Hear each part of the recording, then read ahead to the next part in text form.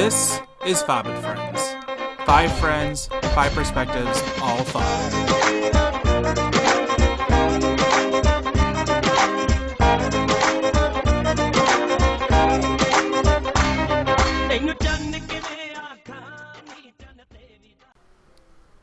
Hello, and welcome to this week's episode, everyone. My name is Zen, don't ask why, just put an I. And with me is the usual crew. At this point, it is Summer and Amna. What's up? Hey. What's up? What's going on? How's it going, guys? Pretty good. Great. Same, tired. Great. Zen, you Going good? great. Okay. No, I'm good, sorry, I'm drinking water. I'm not drinking ginger ale on the rocks today. I'm drinking just water. First time in forever. Yeah, for the first time in a while. I just didn't feel like drinking ginger ale today. Nobody else went with my hashtag on the rocks thing. Yeah. Just didn't take off. Also, See? I told you, I don't think it's that outrageous of a claim to say well, that, we only did it once. We had to do it like over and over and over again. it's not easy to constantly take pictures of your drinks when you, if I just constantly Don't think water. that. Like, I just don't think about taking pictures of my drink. Or of my life. Right. Or Exactly. of your life. So before we start, I think Bob and Friends wanted to make a little, just say something in response to the shooting in Las Vegas. This is the largest mass shooting in United States history, in modern history. And I feel like every mass shooting has been the largest mass shooting in history. And it's really just heartbreaking and disheartening. And our thoughts and prayers and condolences go to everyone affected and those who've passed on. Yes. Yeah. No, it's just been one of those like crazy kind of like, I still can't really wrap my head around it. Like, I just don't understand what's going on. I don't think anyone really understands what happened and what, any of the details. So yeah, no, our thoughts and prayers to all of them who are affected. Yes, and if you can give blood to the Red Cross. I don't know if they need blood still, but I mean, always just give blood. And also don't also forget that just because this is happening and that this is, what's prominent on the news, that people are also still suffering from in Puerto Rico as well. And just donate. See. Yep. Whether it's Vegas or any other of those unfortunate events, just keep donating. Your time or your money or your efforts. And or all three. Yes, that would be the best. Yeah. So to pivot, I guess, from there, so how's everyone's week's been? I heard that this birthday bash that you guys had was pretty awesome. Yes, I had a surprise party that Amna threw, and she had the help of one of my friends, Sapna, so shout out to her. But they threw, mainly it was Amna's idea, so she gets real credit for it, but threw me a surprise party for my birthday. It was really nice, and I was actually surprised. Summer, you kept saying on this podcast that you wanted to have a party, but you don't have friends. And so I was like, you're right, let's do this. Let's throw a party. Well, I have people that clearly care about me, but I only had like 3 friends come, so. Yeah, but friends, a lot of people weren't obligated to be there. You know what I'm trying to say? No, almost everybody that came. It's not that only 3 people showed. Way more showed than that, but it was like all people that I care about and their family and stuff. And they also only had 1 week's notice. They had less than a week. I told them on Sunday, and the party was Saturday. Yeah, so there you go. Yeah. Out of everyone that showed up, me and Maz were the only ones that didn't really show up. That's But I had a legit. I mean, I don't know about Maz. I don't know what his excuse was, and whenever he does show up on this podcast, whenever that may be, he will address that. But I had an ailment. I was about to die for 4 hours. First of all, that's not true. Second of all, I mean, you may have been sick, but you were fine. No, well, okay, so yeah, I mean, basically, without going into the graphic details, what do you call it? I had like really good food the day before, and then the day that of the thing, I got really sick, and was feeling like I was gonna throw up, the entire day. Did you throw up? Well, I'll never No, no, I fully didn't. forgive you. I didn't fully. I didn't like when I did. Okay, so like I said, I don't want to be too gross, but when I did throw up, it was basically like, like just Nothing. spit and like stomach acid at that point because it was just like I was just hawking nothing. Like I was just because I digested the food and I had that like at 12 p.m. the day before, so it might have been that food, but I don't know. But like yeah, I was empty stomach, dry heaving about nothing, and I just couldn't. Like it was awful, but yeah. But then I got better, but it was too late at that point. So Well, like I said, I'll forgive you somewhat, but not 100%. Um, that you weren't there for me on my surprise birthday. So thanks a lot. Yeah, you all shouldn't have right. had, gatte rolls and biryani the night before. You should have known, hey, I should probably eat light. Yeah, because But there who was would have going to be thought a lot that of 24 hours later I would be dying? Me. I just had a feeling. I had uh a feeling you wouldn't come. but ooh. oh my god! Listen, I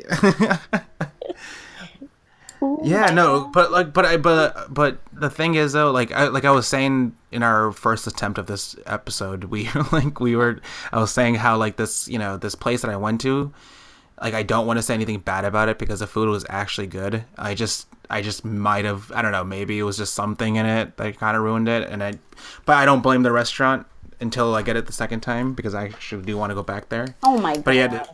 I I hope got, you get sick because then that's like you deserve that for going back. but the place is good though. Like Like okay, so this place is awesome. Like it is one of those.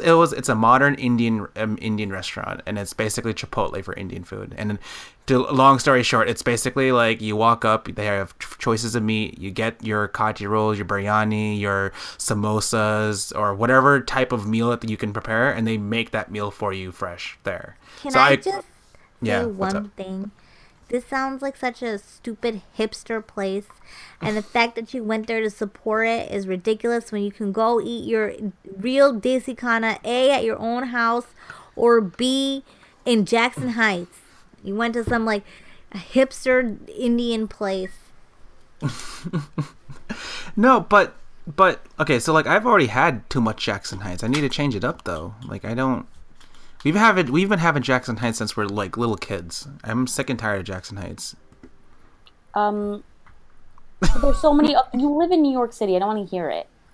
You go to like a Well, yeah, dank exactly. restaurant, you go to the dank hipster restaurant that gives you food poisoning, and then you're like, it was still good, blah blah blah. Like evolutionarily, your body should like want to repel anything that could have gotten you sick, and this is why you shouldn't have kids because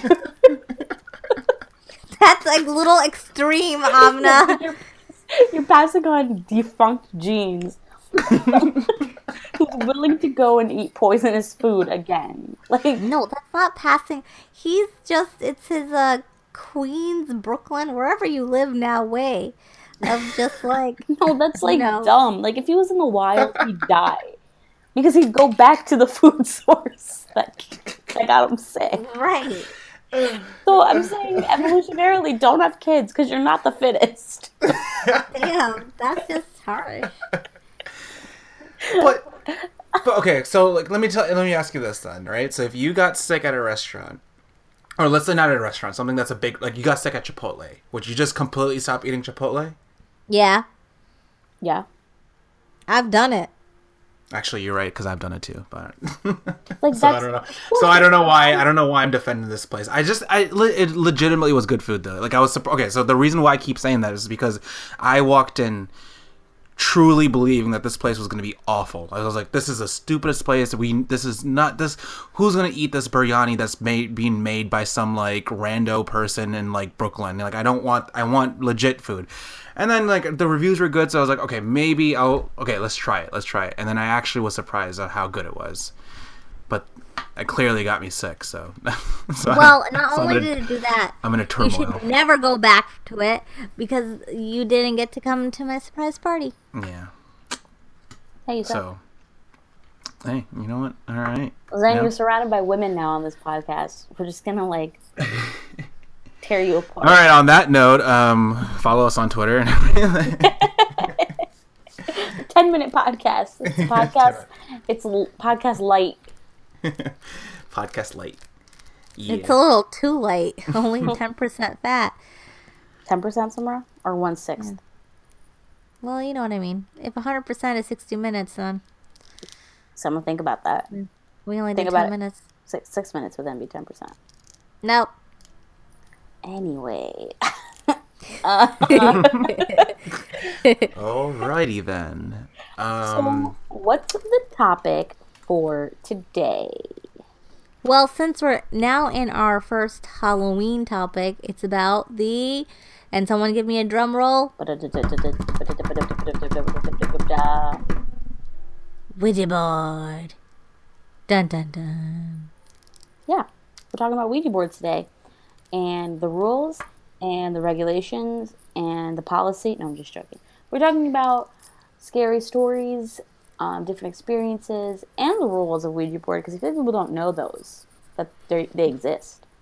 You want to know my rule for it? Never Don't play it. Got it. Yeah, no, I mean, I think out of the three of us here, I'm the one that's like the most uneducated to the Ouija board. Like, I know what it is. I'm not saying that I'm like I don't know what it is. I know what it is, and I know how, you know. Like okay, no, maybe not. Maybe I don't know what it is. My only knowledge of Ouija board is basically scary stories that you find in Nickelodeon and like movies. Basically, that's my only experience of Ouija boards. I have no idea how you set it up. I don't know what you do, what kind of chant you say beforehand. Do you say some sort of weird witchcraft stuff? I don't know. It could be anything at this point. So I'm here to learn. I don't know either, and I don't want to know. Well, that's what we're doing tonight, so there's no, like, you can't get out of it. Unless you, like, exit the podcast. What I mean by I don't want to know is it's going to be useless information for me since my rule number 1 is never play it. We should definitely live podcast with video, us doing Ouija board. Nope, never going to do it. I do If it. the fans want it. No, I don't care what my fans want. I am not putting myself in... I'm not going to sacrifice myself for my fans. Sorry, fans, but you're not worth demons. This is why you'll never be famous, because you won't sacrifice anything for your fans. I'm not getting possessed and becoming the exorcist. Let me tell you that. I would do it. Invite me over. I'll do it. I'll be the one to move that little piece around, whatever it's called. The little, like, magnifying glass. I'll do it. It's not a magnifying glass. It's a... I know. I don't know what it's called, though. Whatever that is, a piece of glass. Ouija boards, Ouija boards don't have to be like that traditional. Like, you could make a Ouija board by yourself. Really? And to speak about Ouija boards, we have a special guest. So, without further ado, this is my sister, Sabina, and she's going to talk about herself and her personal rules and regulations of Ouija board, and if she wants a personal experience, but maybe not. Hi guys, how are you? Thanks for having me. Hello. Happy to join. So I'm glad that people are only asking me to speak for a couple of minutes, especially because you only asked me to speak for weirdo things. So, You know, to a lot of the listeners out there, Sabina, you're basically just like some enigma. Like, it's just like some just like, you know, some person who just touched every single ghost out there in the world. And like, I know, I come off like a quack, like a neurotic quack, but that's actually not true. I have a pretty steady job, a normal life, 2 kids, I work, I do normal things. So I think my family has made me out to be a lot cooler than I actually am. She's You pretty know, cool. She's pretty cool. that's probably what Beyonce says too. I'm just normal. I just work. I have 3 kids, you know. Yeah, but I'm clearly not Beyonce. Okay, well, no one's clearly Beyonce, but you're pretty close. You're like the ghost Beyonce. Not that cool. Okay, so just a few things. So I started, just a background, I started playing the Ouija board when I was very young. I started in elementary school and stopped about eighth grade. Um, the rumor was that my elementary school, which I don't know or haven't confirmed to this day, was built on an old Indian graveyard, Native American, uh, not Fob Indian. So it was built on an old Indian graveyard, and the idea was is that there were parts of the school that were haunted, and specifically the library itself. And so a couple of girls that I knew were very into the Ouija board, and so we started playing one or two times in the library in an old elementary school. And so from there, it just kept transitioning, and we started playing it a lot more. And as we started to play the Ouija board more, part of it is that you have to believe in the Ouija board itself. You have to be psychologically somehow vested in it. If you don't believe, you're not going to play. And obviously, as an adult, I'm not sure how much I believe in anything. But at the time when I was younger, being a child, you're very open to the idea of things that are supernatural, whether it's jinn, whether it's alien. You're just naturally very open to those concepts. And so I started playing when I was very young, and I did a lot of things that were actually against the rules. So there's a couple of basic rules that I learned about the Ouija board, which aren't necessarily they're not in the instructions for the Ouija board. It's just those people that play the Ouija board and love the Ouija board have certain rules because they truly believe they're going to connect with spirits. So the first rule is you obviously never play alone, because if you play alone and you make a connection with the spirit, then it's basically holding on to you. And I guess what I was told, and for those people that are going to go Google this or put it on the internet, which I haven't done, I was told not playing alone. Playing alone is better. Not playing alone, sorry, playing with a group of people is better, because then the spirit doesn't necessarily know or have too many options to attach to a single person. There's too many options, Well, basically. yeah, exactly. There's too many options to attach to a single person. The second rule is that there's there's a little triangle on the board. I think there's an official word for it.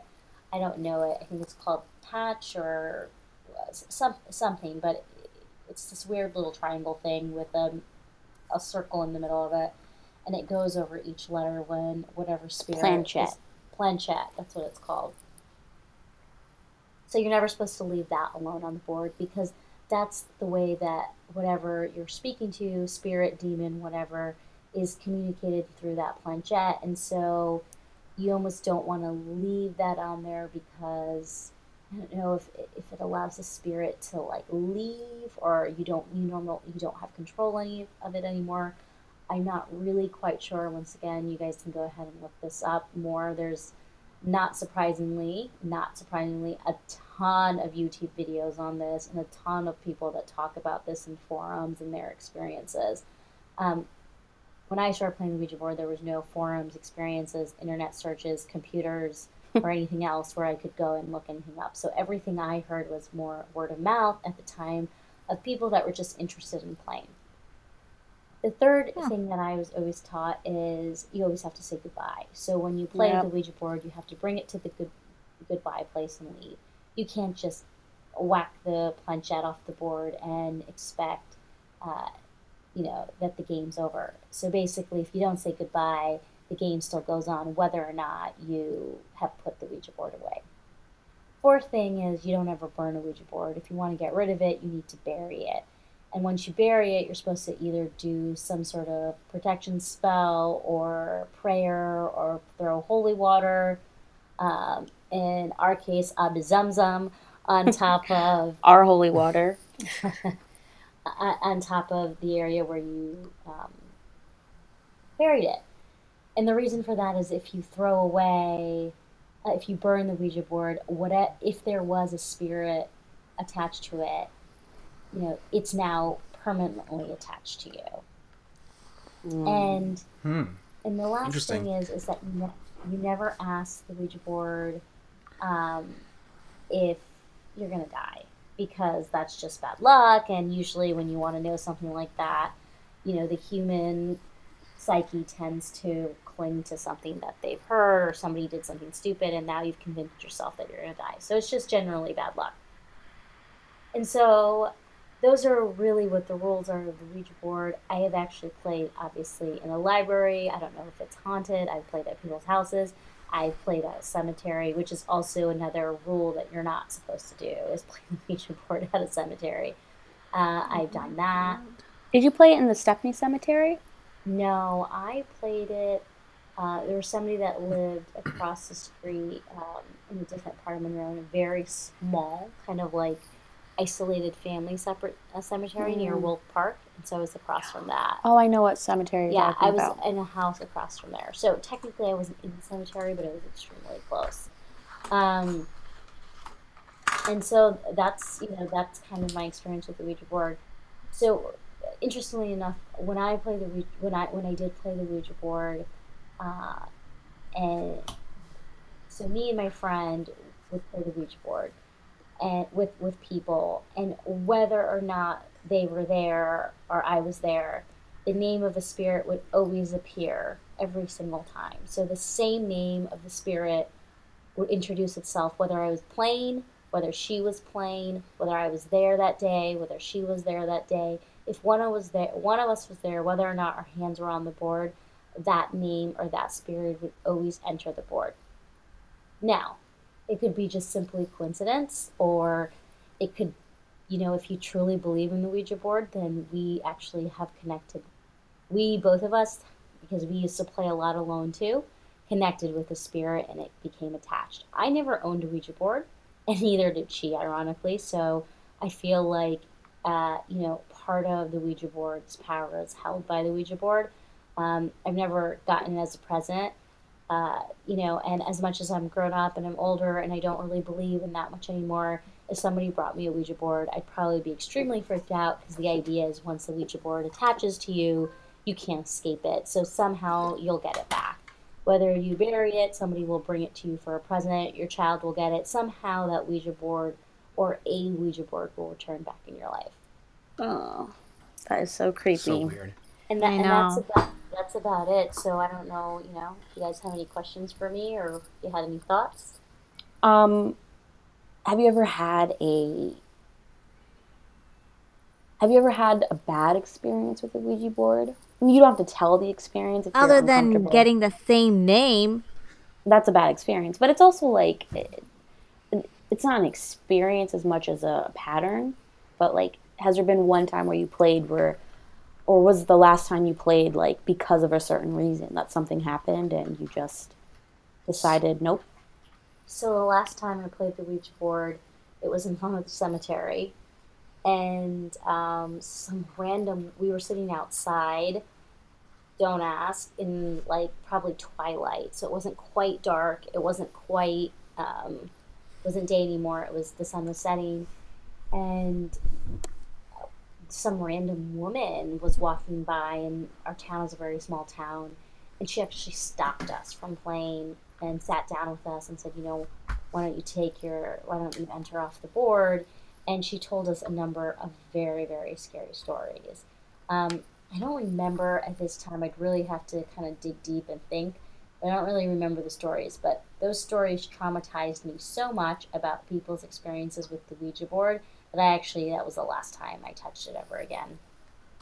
And I don't know, uh, you know, I had a lot of very, very bad nightmares, probably from age 7 to about when I started playing the Ouija board, to about when I started ended the Ouija board.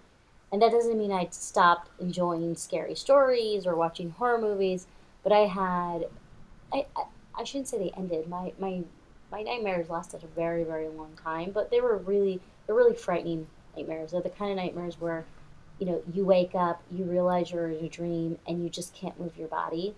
I think there's a special Sleep term. paralysis. Yeah. So I unfortunately had so many nightmares where I'm in sleep paralysis. So I'm awake, but my brain is still running and I cannot move. I cannot do anything. And whatever's coming towards me or whatever's happening is still going on in my brain. So I'm awake and experiencing it. And so that happened for many, many, many years and that stopped. And a part of me wants to think or thinks that, like I said, I'm older and I'm grown up, and it all sounds like, my dad would say, it all sounds crazy, and I'm nuts, and uh, I've lost my mind, or there's no such thing. But those night, if you believe in the Ouija board and what it's supposed to do, basically, if there was something wrong with the Ouija board, it had technically would have attached themselves to me, and now I was haunted by nightmares for many, many, many years. And so, as an adult, I don't have nightmares often, you know, just not often at all. Maybe if I watch a scary movie, maybe something shows up in my dream, which is actually very normal. But the things with my nightmares from the Ouija board wasn't that necessarily something that day it was scary or I'd watched a horror movie, but I continuously had nightmares for a very, very long time. And that kind of triggered you to be like, maybe this isn't for me anymore. Yeah, it just got really intense. Like even the people I was around were just like really into it and wanted to like, bring the experience with the Ouija board to the next level. And, a part of it is it the Ouija board or have you really just entered this crazy reality within yourself where you start believing in crazy theories or crazy thoughts or crazy ideas and you start to mix your imagination with what's reality. And so I, at that point, I was only in eighth grade, but I, at that point, realized that, you know, this is kind of this is kind of nuts, and I don't want to go any deeper than I already had been. So I have a question. Um, you said that the Ouija board, well, I mean, kind of what you heard is that it somehow always follows you. Does that mean it only follows you or it follows like everything and everyone around you? No, it's just basically attached to you. And so, like, people play the Ouija board because they feel like it's connecting with spirits, so there can be good spirits or bad spirits. But what I was told is that any spirit that tries to contact you through the Ouija board is not a good spirit. Like, Mm. if it's a good spirit, that's not the way it would try to contact you. For people that believe in spirits, you would have different experiences, whether it's through dreams or whether through signs, but there would be like happy ways to experience. Mm. They wouldn't be coming to you through that mean to communicate you.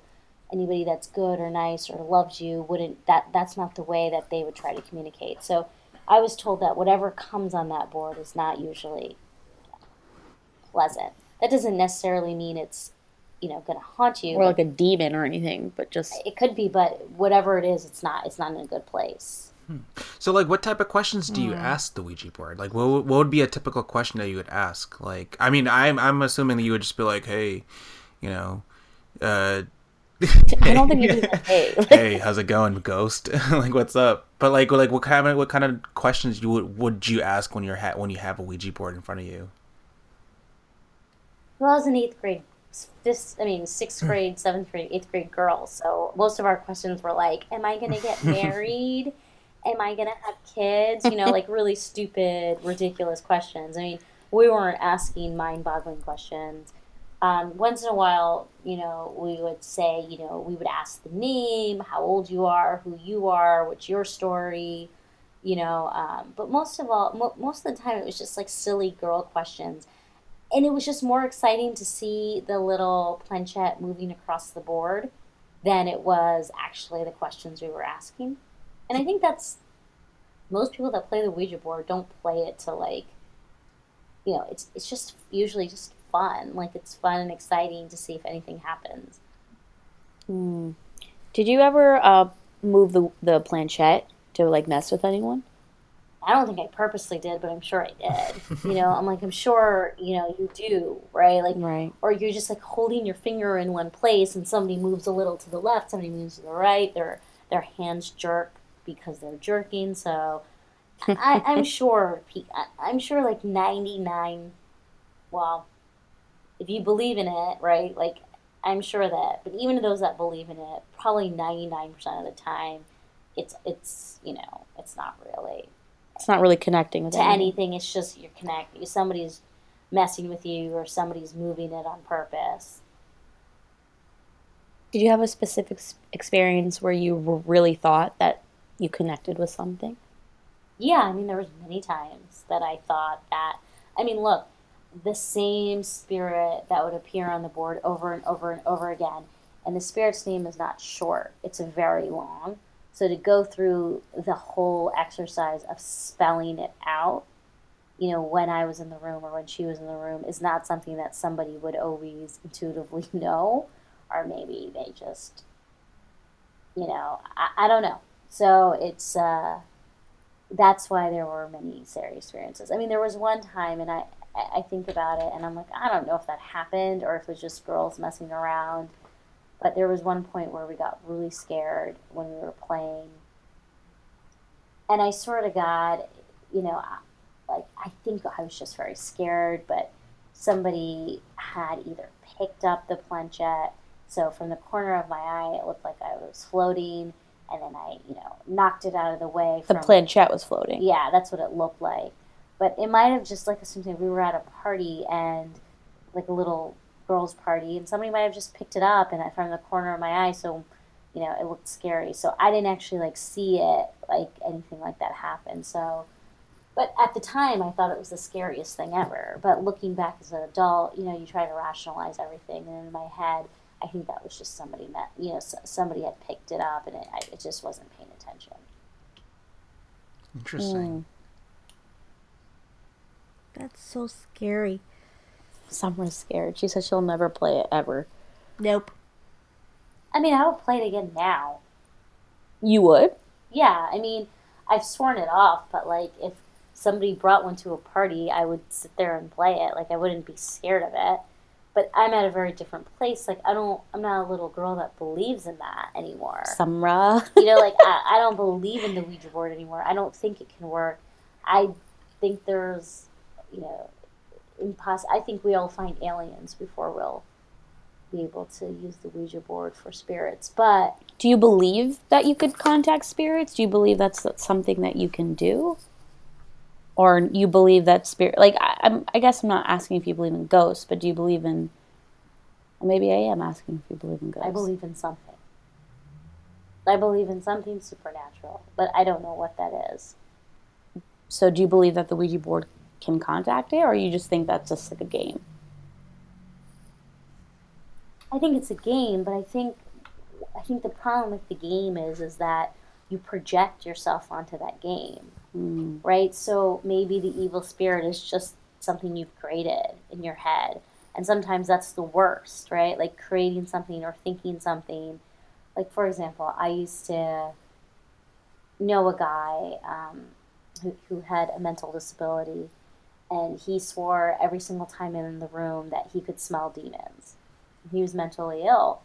And so, we would reassure that person that there was no such thing as demons, but he just was convinced that everywhere he went, he just smelled something terrible and he knew it was demons. And so that's my point. At what point, the reason I think the Ouija board is so dangerous is because you just start believing in it so much that it definitely psychologically affected me, right? Because I had nightmares for years and years and years. So, you know, it's nice. I mean, it's nice to think that, or it's cool to think there's a spirit, but whether or not there's a spirit, It's more psychological than it's anything else. psychologically damaging, especially if you're young and you're playing or if you really believe in ghosts and spirits, then, but I do believe in something. I am open to the realm of supernatural things, even if it's through the Ouija board, because I don't know what's supernatural or not supernatural. Maybe that's how something supernatural communicates. But I mean, like I said, it's not that if somebody sits and plays the Ouija board, I'd be like, oh yeah, something, there's a spirit there. I mean, it would take a lot of convincing for me to believe that while I'm playing the Ouija board, there's actually a spirit there. What if you got the same name? Would you would you feel like Oh, I would stop playing and leave the room.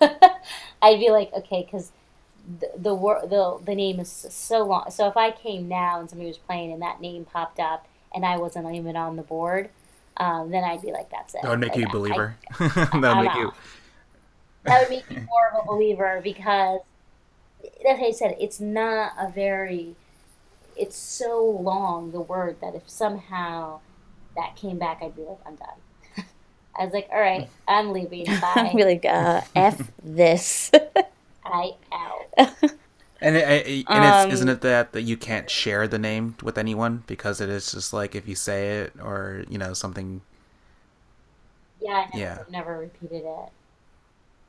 So I say I don't believe, but yeah, I can't Mm. repeat the name. well, as you said, it could be something psychological to you. It's a component that's already like always will affect you, right? You know what I mean? Yeah, and I haven't forgotten. So it's embedded in my head, and whether or not it's real, I'm actually kind of frightened to say the name out loud because I don't want to invoke anything. It's like Which you don't say a demon's name out loud because you don't want it to make yourself vulnerable to yeah, and then something. on the 0.0000001% chance it's real, I'm not about to take that chance. I'm not the person to get shot in a horror movie or get killed. I get out. I go home. Yeah. Summer, are you scared? I'm very scared. You seem very quiet. That's why. Summer's still trying to process it. No, I'm scared. That's- It's just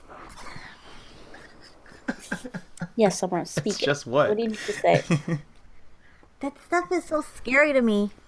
See, it's like Like when it's It's real life. If it's in a movie and I watch it and it's like, oh yeah, it's scary, then I can maybe go home. But like when there's these are, when you have people who who have had experiences or whatever they may be, whether like Bina's saying, it could be true, it could not be true, depending on how you look at it or what you really believe.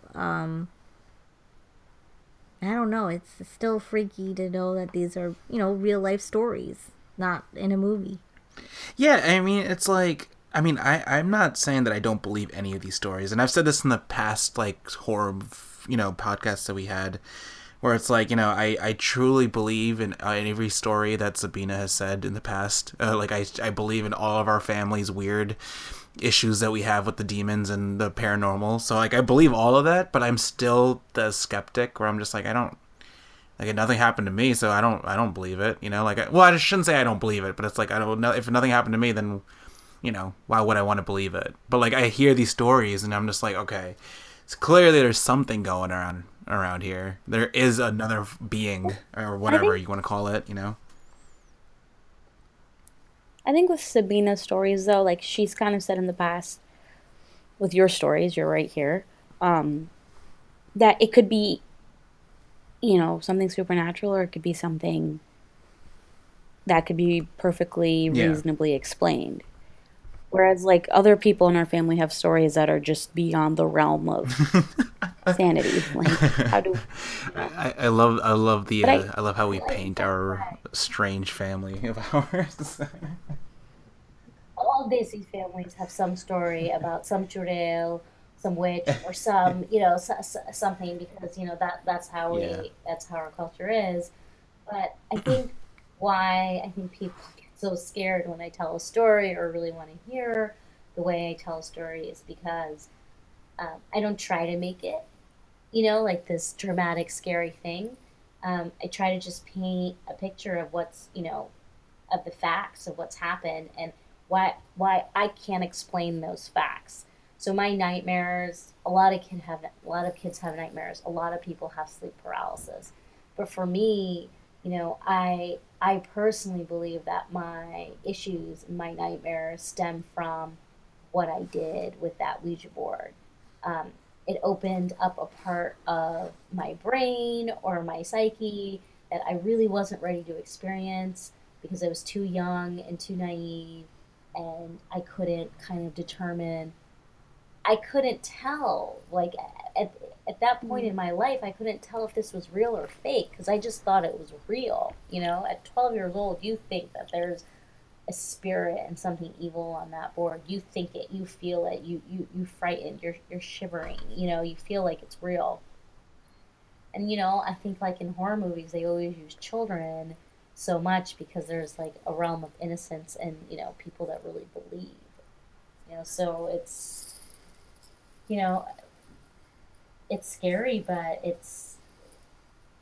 look, we have a huge vast universe, and it's hard for me to believe that we're the only thing on it. We're the only thing that's connected, um, in these different dimensions that we're on. So that's why people are scared, because it forces them to be like, well, she's not claiming that it was something scary. Like, I'm not saying there was a jinn. I'm saying it might have just been my mind, which is in many ways a lot Scarier. scarier than anything. Because if you start to really believe things are there that aren't there, you know, it's schizophrenia. It's other diseases. And sometimes when I've met people that have mental disabilities, sometimes I wonder if they're seeing more than we are. You know, Yeah, like they can see the world, they not the right way, but they have A lot they more have a connection to it. or or they something, they see it differently. They see the world differently and it's not incorrect. We assume it's abnormal, but it might just be a different perspective. Maybe they are seeing things that we just can't Yeah, or see. just like not trying to like compare people to animals or in any way, but like just like how most animals, we're worse than like we animals. we they get those. I know, right? Not to insult animals. No, it's just like how they get the feelings beforehand. Like when it comes to like a haunted area, or not even just haunted. Let's just like even be more grounded, like a earthquake or something. They get that sense. They just feel something happening, and they just they act upon it immediately. So it's probably something like that, where it just kind of have that like weird primal type. I don't know, something, whatever, that can like unlock a part of your brain. And I think that's a really interesting point. It's very interesting how, if you don't hear the birds chirping or you don't hear any movement by the animals, there's it's usually not the most comforting state because animals Mm-hmm. do have that instinct. So, just like people, or maybe there's a certain part of our brain that we don't understand or we can't unlock, and I think that's what's even more scarier, right? Like, there's so much of who we are that we haven't discovered or we haven't unlocked, and our potential. And there's been studies where people are able to use a higher level of their brain capacity. Like Einstein used a higher brain capacity than us losers, and so us common folk. And so and so like, what is that? So, like, are we just, when we do these scary things, or we try to are we just really opening up a part of our brain that we normally don't use, like the average human? So I don't have any answers. It's just food for thought. Do This you is believe that due to these experiences that, or do you even believe at all that you can sense certain things, or you have, I mean, me and Summer have joked about this before, how we believe that you're a sensitive, or that you have a certain knack for feeling energies, and more so than just empathy, feeling the feelings of people around you, but feeling the energy of the space around you. Do you think that you have that ability, even though, I mean, we think that, or, and if you do think that, do you believe that it stems from, opening yourself up to honestly the Ouija board and that psychological impact it had on you? No, I don't think it has to do with the Ouija board. I think all people experience that on some level. They walk Right. into a place, or they're out with a group of friends, and their friends want to do something, and you're just like, I don't want to. I just have a really bad feeling, Mm, and and it's not a feeling of like, okay, we're gonna get into a car accident, die. But sometimes that has happened. But a lot of times people say before a bad experience they can feel it. right. or you've all probably have experienced this where you think really hard, you like I've actually done this experiment, which sounds crazy, but you know, I tell people to try it. But if you really concentrate on one person, you know, I'm not talking about that person you knew when you were four, but like somebody in your life, and you really concentrate on them, how often does that person suddenly text you or call you or get in touch with you?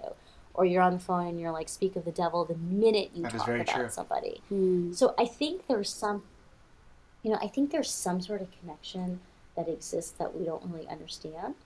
But you know, I just think that it's this phenomena that happens where if you, me, and Samra and Zan sit here and think really hard about his mom, and we just spent 2 minutes really focusing on that together, you know, it'd be a fun experience to see if she called Zan, like really she just She just called She Zan, really so did maybe though. maybe that would, you know I did I'm just messing with you, but but yeah, so she might. and so how often, and I think like Chris Angel or one of those famous magicians did this experiment too, where he had a group of people. He told some girl randomly to think of somebody, and she did, and she didn't tell him, and she had the whole, and then she didn't tell him, and she had the whole group basically think really hard about so and so's friend, and that person had not called her for like 5 years or 6 years. All of a sudden, in that group at that moment, somebody called.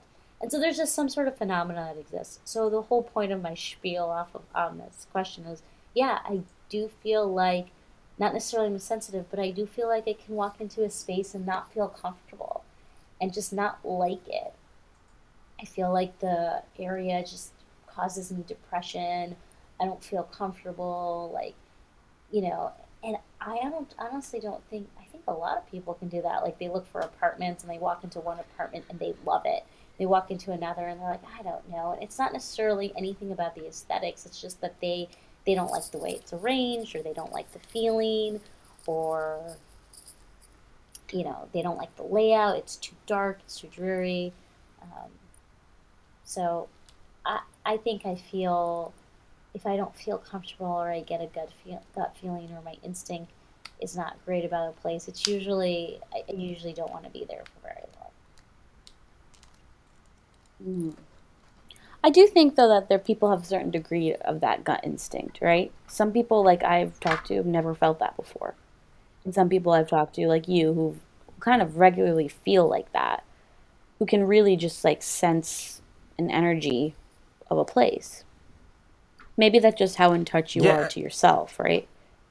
Yeah, I mean, for me, it's not just. I know I sound like such a kook. So for me, it's not necessarily just the place; it's also items. Like there's certain Mm. things, um, like certain items that like I don't know. I'm like, ew.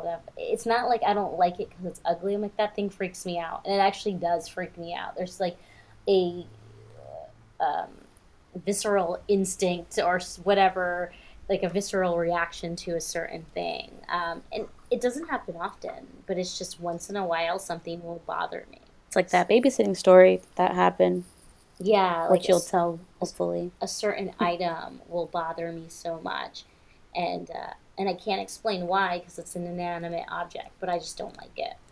yeah.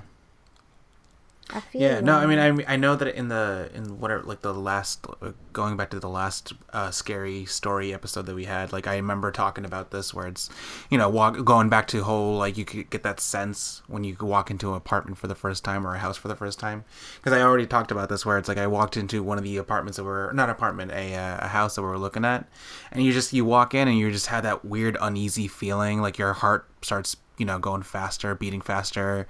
You're like, oh, this is kind of like, it feels like you're being weighed down by gravity, and it's just like, oh, this is kind of strange, like what am I doing here? And it's not just you, and it turns out that it's like everyone that was visiting that place also felt the same way. So yeah, there is probably something very deep behind that. Yeah, and I mean, like, it's just like, sometimes you just are sitting there and you have a chill for no reason. Like I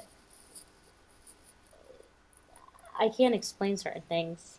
I sound like a crock. That's what Dad would say. You sound like a crock. But I mean, in like looking at it from a more whatever sciencey point of view, like we are evolved to have certain instincts, right? Yep. And sometimes like you see a cat. Sometimes a cat all of a sudden gets really freaked out for no reason, right? Or it's looking at something and gets really it has a visceral response. Like what separates us? I mean, from having that sometimes. So just feeling something and our body's responding to it. What that something is, who knows if we'll ever know, but that's, I mean, looking at it like that. So it not necessarily is like the energy and spirits of the universe, but more so we just have moments where our brains go into overdrive and we freak out.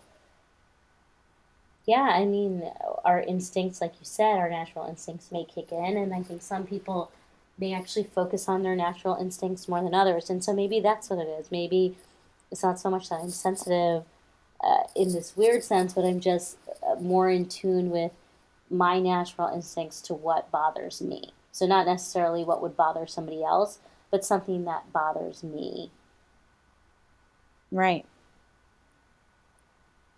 Which is, why I'm now though, when I'm like, oh, I don't like something, everybody's like, all right, we are out. I Yeah. know some Sabina will be like, I don't like the way this is, and we're like, change it, make it better. um, we were talking about how we believe that Zan's mom can also kind of do that too. She kind of has a she's in tune like you are with certain things. Yeah, she's actually probably more superstitious than I am by nature. But she's also very similar, where she doesn't like a certain place or a certain feeling. But our mom's the same way. There's so many times where I don't even think mom knows that the Fairfield Hills is abandoned. And because when we were little, I don't think she even knows or appreciates that. But we would drive by Fairfield Hills and she's like, I hate this road. Remember that? Yeah, she Mm-hmm. still says it. She's like, I hate this road. And I think she knows it's now, but this is like when we even first moved to that area. When we drove back Fairfield Hills, and for people that don't know, Fairfield Hills is one of the most haunted places in America, and it's a really long road that's in front of it, kind of long and kind of isolated. But every time my mom drove down that road, she's like, oh, she would actually avoid that route and Yeah. take a longer route because it bothered her so much. And so I think we just, sometimes we just have such a strong feeling about something. Yeah. I kind of have that feeling about that church, the Septi church. Oh yeah, but that's kind of a scary church in general. But even like during the daytime, if I look towards it, I get like kind of like my hair stand up. The There's something Catholic about it, and one? that's church. Yeah, the Catholic church. It looks like one out of a horror movie though. It does. It really Like something does. that belongs in The Exorcist. Maybe I'm just like, maybe I'm basic, and I'm like, that's scary looking, so I'm scared of it.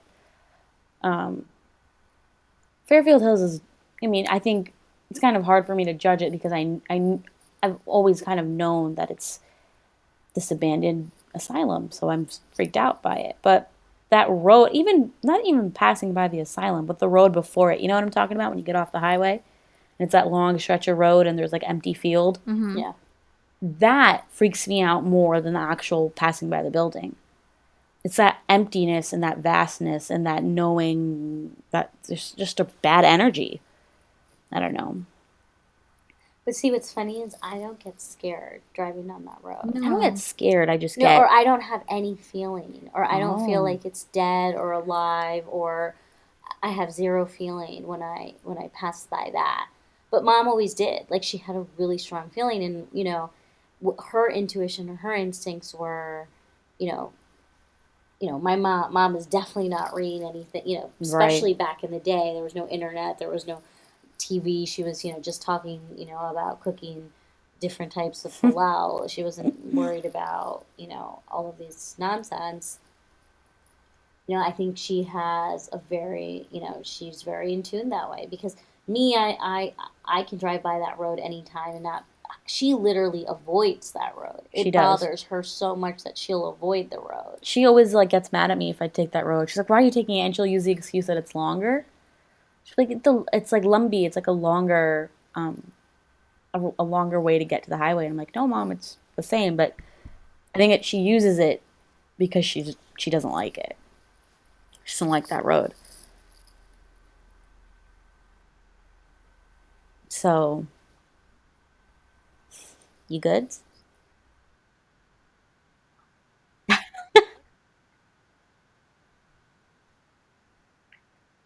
I'm spooked. Summer is literally so quiet right now. I know, Sarah, wake up. No, Wake up, Sarah. I'm awake. I'm listening so intently and watching the hallway to make sure nobody walks by Oh me. my God, Sarah, your house is fine. No, It's a I'm very lovely home. house. I'm with mom. Huh? I'm with mom. She's with mom Oh, that home is fine too. Mom turned the TV off too. with holy water, with Zum Zum Bani, holy water. Um, any last questions that we have for Sabina before we let her go? So, you know, we don't want to. Well, Not. you only have 5 minutes left, so you might as well just uh, ask me whatever. If not, otherwise, wrap it up, people. Yeah. That's Nobody true wants to too. hear you talk this much. That's also true. I mean, I I know. guess. Well, oh, sorry. Go. You go. I'm not sorry. Zen, no, no, Zen, you No, go no, no. first. You It go has first. nothing to do with horror. It's not horror related at all. So you go first. Well, I was just gonna ask if um, you would be willing to come back to tell. Everyone wants to hear you tell the babysitting story. Everyone, as in the three people on Fob and Friends that are recording this All of our podcast, or all of our uh, fans and followers. yeah, I haven't seen one tweet on Well, this. Sabina, you don't even tweet. Yeah, well, I'm just wondering if you guys, put my story out there, we've hyped it up, and then people listen to it, and they're like, it ain't that scary. That's true, but we can just say that right now that you said it yourself that it's not about you don't try and make it scary. You just tell this experience that happened to you, which is a really Intense. it's intense, and I think that's And what interesting. makes it so scary. Because I think, yeah, interesting. Because I think that what makes it scary to me is I feel like it could happen to me.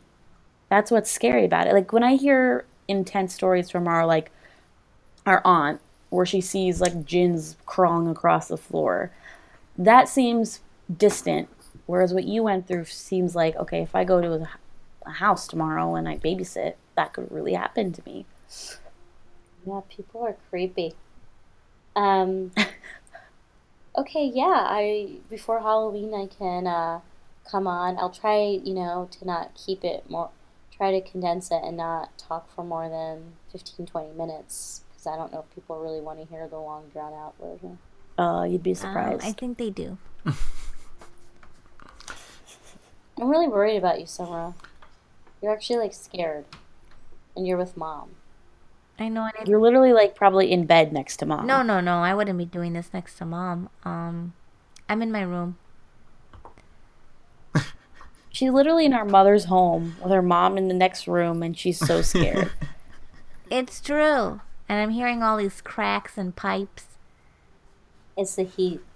Well, let's just say maybe mom doesn't have the heat on because it's freezing in here. Then it's the wood of her house creaking. Yeah, well, why don't you have her turn on? I don't understand. Turn on the heat, Summer. Stop complaining. I would, Yeah, but Summer, mom come doesn't want it somewhere. on. Well, All right. Any anyway, last is questions there anything you got? before we say on this Yeah. note?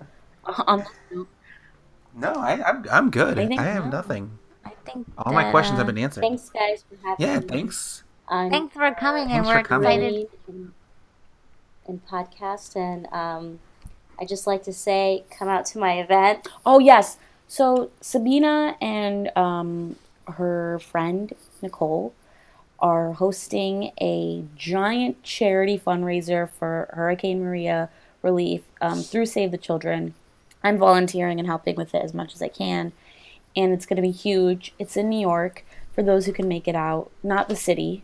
It's in Pelham, in via Kinetic Sports Club, and it's going to have all these amazing activities and a basketball tournament. And if you can't make it, please donate. The way to donate is to click buy tickets on our Eventbrite website, and there's a donation option. It goes to a really amazing cause, like I spoke earlier on the podcast. People are really suffering, and every dollar counts. What's the website if you just want to, like, I guess, spell it out for everyone? Well, I'll Okay. post it Fair enough. on the Instagram and Facebook and Twitter so that everyone can see it. But if I say it out, it's basically Hurricane Relief Halloween Fundraiser.eventbrite.com. Cool. It also has been posted through Fob and Friends on Facebook, but we'll reshare as well. It's an event via Fob and Friends because I had to do that for it. It's not Fob and Friends is not throwing this event, but due to logistics, Fob and Friends looks like it's hosting the event on Facebook. Which is okay. And I just wanted to emphasize that, I know many of the listeners are South Asian, and not all of them, but, for better or for worse, most of us are listening to this because we are American, or we have become American, or we hope to become American. And so, as fellow citizens and Americans, we should be able to help out our neighbors. There's a saying, charity begins at home, so we should bring in charity here. And thank you guys once again. Thank you so much, Sabina, for coming on to this. It was amazing. Thank you. Thank you. And then on that note, follow us on Twitter and Instagram at Fob and Friends, Facebook.com/Fob and Friends. And yeah, that's pretty much it. I always think that we have more than but we don't. That's pretty much it. That's it. We used to have a website. Yeah, well, we still have to figure that out. 13 weeks in and we still have no website. But it's fine. We got this. One step at a time. We'll be good. We'll be good. All right, guys. All right. All right, guys. Thanks. Bye. Peace out. Bye.